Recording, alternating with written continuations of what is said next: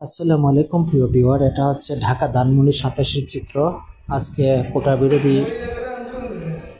ছাত্রছাত্রীরা সারা দেশে শাটডাউন ঘোষণা করেছিলেন। সেই প্রেক্ষিতে তারা রাস্তায় ব্যারিকেড দেওয়ার চেষ্টা করেছিলেন মিছিল করে। তা নিয়ে সকাল 10:30 থেকে বিকাল 1:30 পর্যন্ত ধাওয়া পাল্টা দেওয়া চলছে। সারাদিন ধাওয়া পাল্টা দেওয়া, যান চলাচল বন্ধ হয়ে গিয়েছিল, সাধারণ মানুষের চলাচল মোটামুটি বন্ধ। একবারে এক পক্ষ ধাওয়া দেয়, আরেক পক্ষ ধাওয়া, মানে সারাদিন চলতেই থাকে। আর পুলিশ মধ্যে মধ্যে টিয়ার সেল নিক্ষেপ করে, পুলিশের কিছুই করার ছিল না।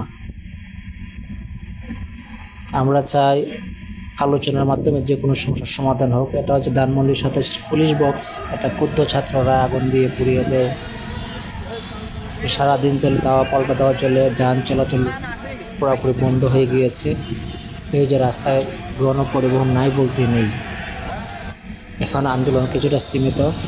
আওয়ামী লীগ এবং সমন্বয় দলগুলো রাস্তার ওই পশ্চিম পাশে বসে আছেন, আর সাধারণ ছাত্ররা মনে হয় চলে গিয়েছে। রাস্তা মোটামুটি ফাঁকা দেখা যাচ্ছে। তারপর আশেপাশের যত মার্কেট ছিল, দোকানপাট ছিল, সব বন্ধ।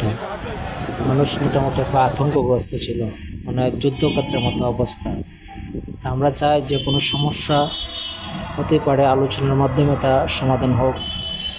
রক্তপাত চাই না, শিক্ষাঙ্গনের রক্তপাত বন্ধ হোক, এবং আলোচনার মাধ্যমে দ্রুত সমাধানের জন্য অনুরোধ করছি, এবং সমাধান যেন হয়ে যায়, এবং ছাত্ররা যেন ফিরে যায় তাদের প্রাণপ্রিয় ক্যাম্পাসে।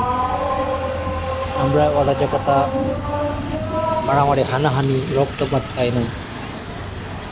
এই যে রাস্তা গাড়ি নাই বলতে নাই, এই যে মার্কেটগুলো আছে, দোকানপাটগুলো সবাই বন্ধ। এই যে